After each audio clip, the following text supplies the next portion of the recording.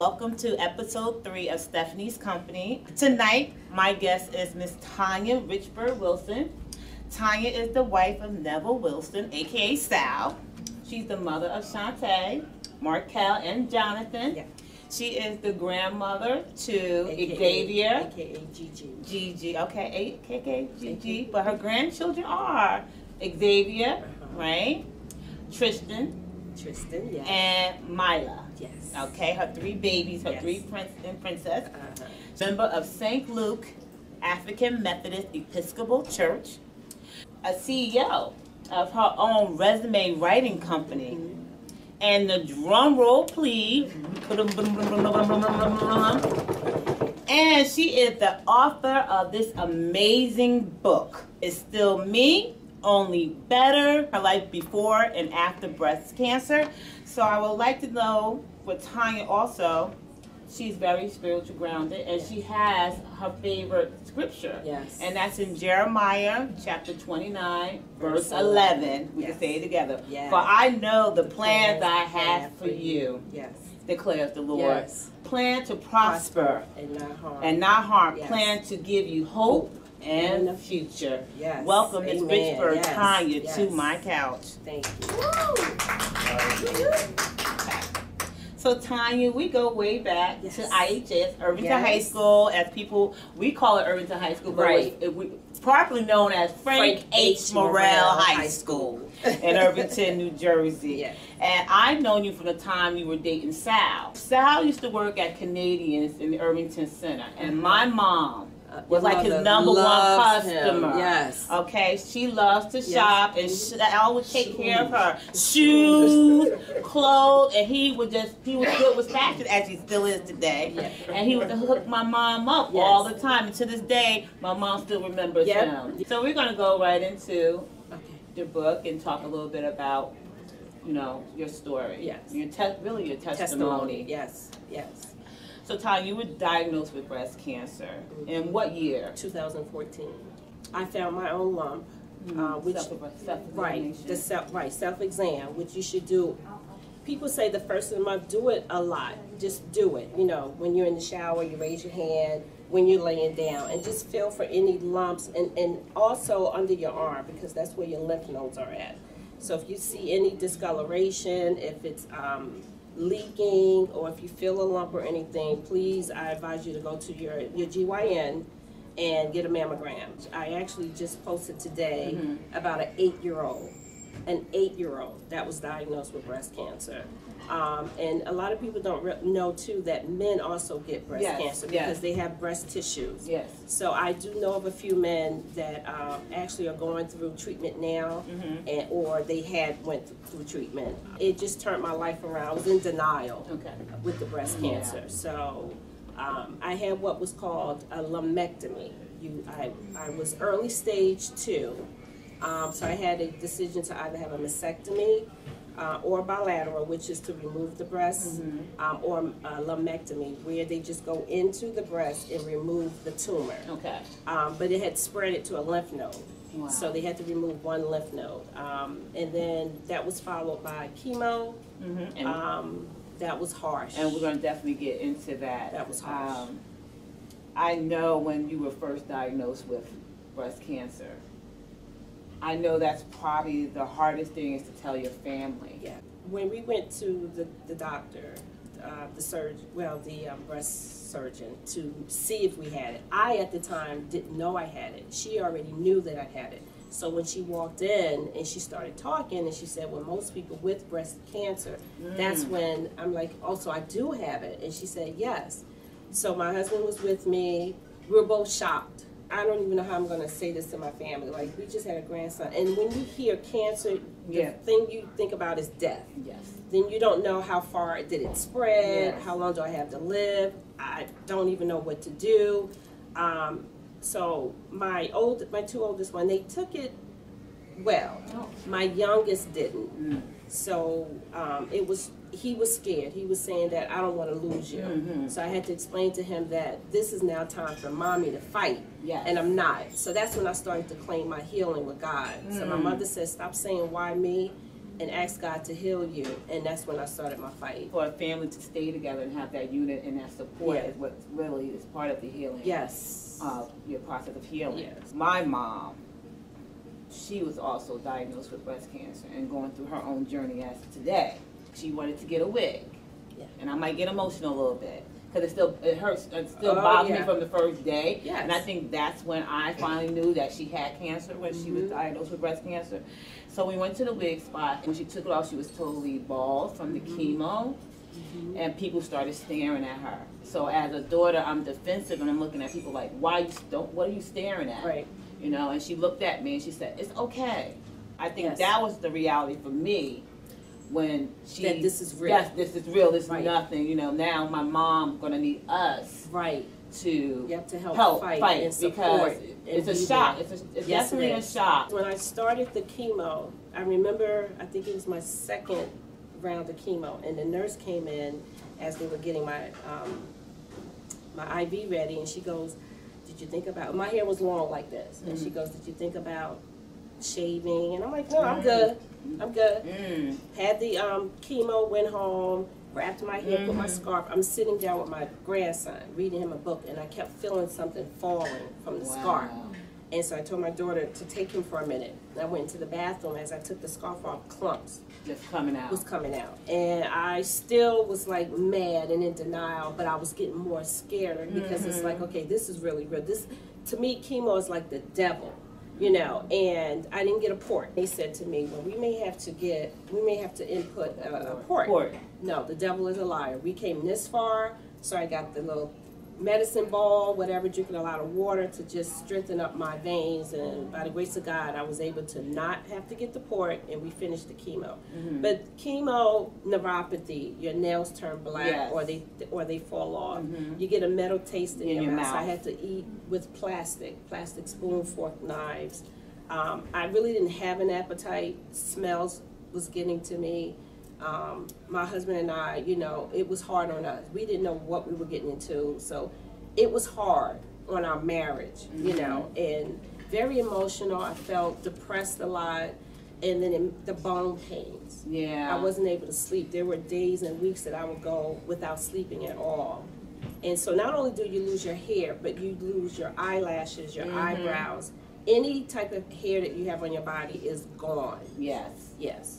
And I definitely know, like I said before, like even going through this with my mom, so I know the taste. You know, don't want to eat because nothing tastes. You got to force yourself to eat. Just to drink, everything tastes really funny. So it's definitely it's mentally, it's physically, it's emotionally, everything's going through. And I think also for me as the daughter, it's hard too because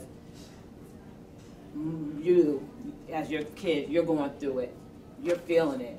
We're there with you, but we don't have the pain that you're going through. You don't want it. And you don't want it. But as a family, it still affects us all as a unit. When you mention cancer, the whole family.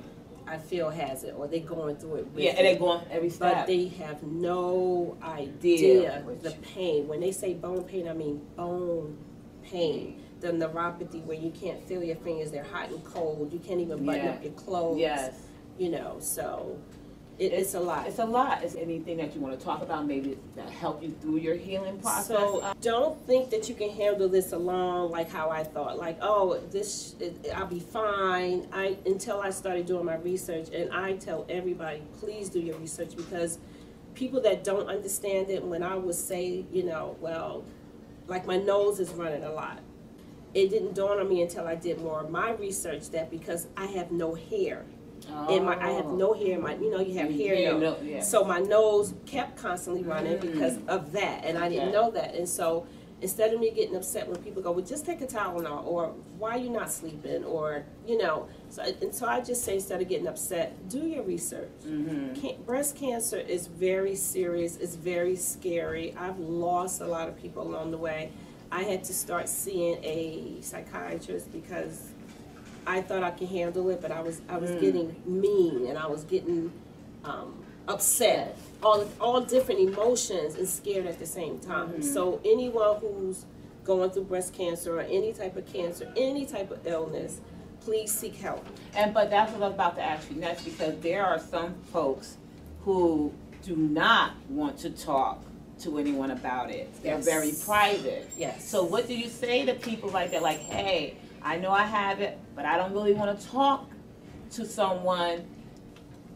What do you say to them? So I've ran into a couple of people like that. Like even on my job, if this young lady didn't tell me that she went through it, I wouldn't have known. And she did say, like, I don't talk about it, I don't go and advertise it. Everybody's different the way they handle it. Again, with me, I didn't know I was going to come this far because I said to myself, I think this is my calling. God, not that he made this happen, but this was my calling to now show people and help people. There's help out there. She's going through chemo now. Hi, Portia. And I'm there for her. I'm there for anyone. But please seek the help. Don't think you could do it on your own, because, again, I thought I was able to handle it. And again, a lot of people don't talk about it. I found out after my grandmother passed that she had breast cancer. And so I had put that in my book also to talk to your family, get your family history. Back in the day, they didn't talk about illnesses. Yeah, they're quiet about it. But my thing is this: in order to save the next generation and the next generation, this is something that has to be dealt with and talked about. Yeah. When I first told people that I had breast cancer, some of them said, oh, well, get a reconstruction, everybody getting new boobs. I want to live. I'm not worrying about that. I want to live. So what I did do was, the night before I went to see this doctor, I said, Lord, whatever you put on my heart, whatever comes to mind first, I'm going for it. I even asked my husband, like, what do you think? He didn't want me to do all that, because when you have a reconstruction and your breast move, you have to have drainage. You have to get those cleaned. And it's taking skin from other parts and putting it here.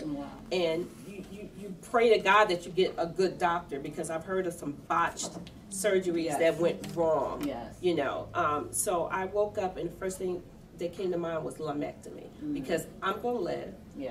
It's not coming back. I claimed my healing, and I'm going to be okay. Now, in the back of my head, of course, every day I wake up with the remission, or if something hurts, oh God, is that cancer? A good friend of mine, which she passed away from lupus, and she rests in peace, Doreen, she graduated class of 87. Yeah, I remember you. So when I first was diagnosed, Jackie, which went to all of my chemo sessions with me. Oh, wow. Hi, Jackie. Hi, Jackie.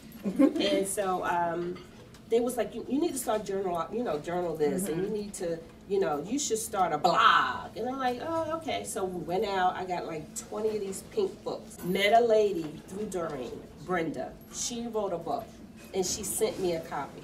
And I'm reading it, and I'm like, oh my God, I went through that too. And oh, that's me too. And then it said to me, I need to get my story out there. I need to start talking to people now. I need to get out there and let them know. Breast cancer doesn't have to be a death, right? You don't have to, if early detection is the key. If you feel anything, or if it runs in your family, get to the doctor. Get to the doctor. So that's when I said, I'm writing my book. Christmas comes, and I'm sitting in my dining room, I'm like, I'm gonna finish this book. And I'm writing, and then I said, okay, I think I'm ready. Then I sent it to Create Space. Anybody want to write a book, go to createspace.com. Sent it to them, and I want to say December 30th, I got an email saying, your book is now ready to be published. Wow. And I didn't believe it. So I'm like, yeah, right. So when I went to open it, you want to pass me that book? Sure. When I went to open the email, I'm like, that's me. I wrote a book. So then what I did was I went on Amazon, because now you can purchase this book on Amazon. So I go on Amazon, let me see. And here I am. So I sent it to the family, and they're all like, you're an author. Now you can put that on your right. I'm like, I'm an author. I wrote about my history and testimony with breast cancer. Yes. And this is only book one of many. Okay. Okay, book one of many. And I just want people to read it so that they can get a feel as to what I went through, or praying that you don't get it, because 1 in 8 women is going to get breast cancer. And I saw that you put in there 2017. Right. The American Cancer Society says in the United States, 710,000 people in the U.S. will be diagnosed with some type of breast cancer in 2017. Sorry, 2017. Right. Okay. Yes. That's a lot. It's a lot. And I tell people too, go get checked. Some people are scared to get checked. Some people don't want to go to the doctor. I know when I went with my mom and I go with them for visits, and one of the doctors said, you know, sometime when they come to me, because they're so scared to come, it's like the tumor is like a golf ball. It's like it's so large because they waited because they were so scared. Yeah. And if you just come in the early stages, it'd be so helpful. Yes, because this is how I start my conversations in the morning when I get to work. I'm on the elevator. Good morning. Did you get your mammogram? And I'm in the supermarket. Good. How you doing? I like those shoes. Did you get your mammogram? You could save a life if you get tested. Don't be scared. No. Please don't be scared, because this is saving your life. So we're going to poll some questions from the audience. If anyone have any questions for our guest tonight. My mom had cancer when I was in, I believe, the 3rd grade. Okay. And I took it so hard. I don't even want to think about how I reacted. It's kind of like I didn't know her anymore. I didn't understand what was going on. Right. So how would you explain to someone young, and even someone my age, because I'm still young and still, you know, the world is still a big place and still discovering it. So how would you explain to someone my age or younger, even a kid, you know, what's going on? I would advise you or anyone else that have a family member, you're confused, you're mad, you're not understanding, ask for help. Another family member can take you. You know, if you're too young, you can't drive or whatever, have them take you. But it is scary. My son lashed out, and I had to tell him that I'm not going to die. But in the inside, I'm screaming like, oh my God, my baby think that he's going to lose his mother. And I'm trying not to cry in front of him. Seek counseling as a family, you know, or even if you feel that you can't get somebody to go with you, again, school, your church. Tell them you need to talk to somebody who has all the information that can help you get through it. Call me anytime. You can email me. I'm on social media, and my social media is all about my family and what I go through.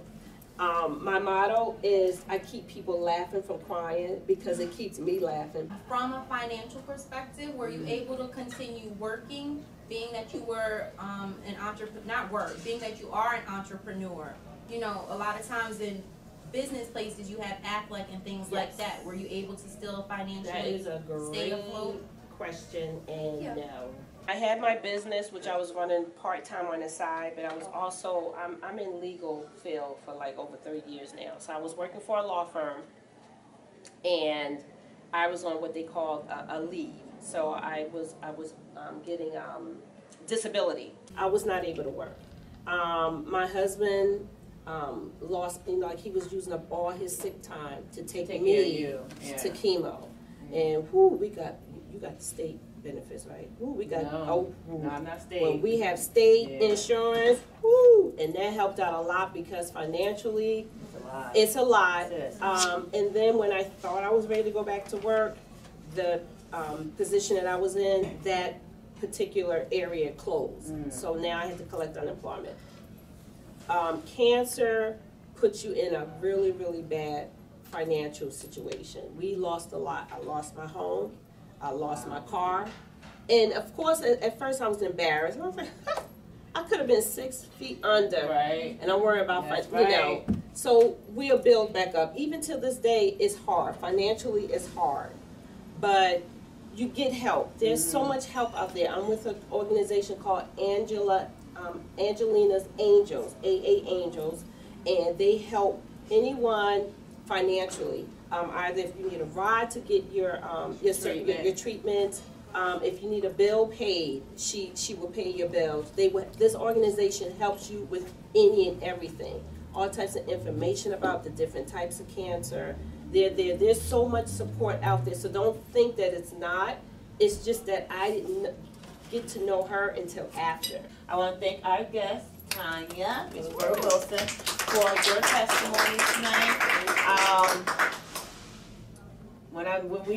When I first did the first show at Stephanie's Company, I got an inbox. And she was the first person. She said, Stephanie, I want to come on. Mm-hmm. And I was like, that was awesome. Yep. Perfect. And I'm like, wow, look at how God does things. Yep. Right. Yes. And it was a connection. We met at Starbucks, we started talking, and it's like nothing. It just flow right together. And I want to thank you for your commitment, your dedication, your fight. Yes. And you're just a walking testimony. Thank you. God is a healer. Yes, He is. And put everything in your hands and let Him guide you. And I love you for it. I love you more. And thank you for coming out. Thank you. I'm like, whoa.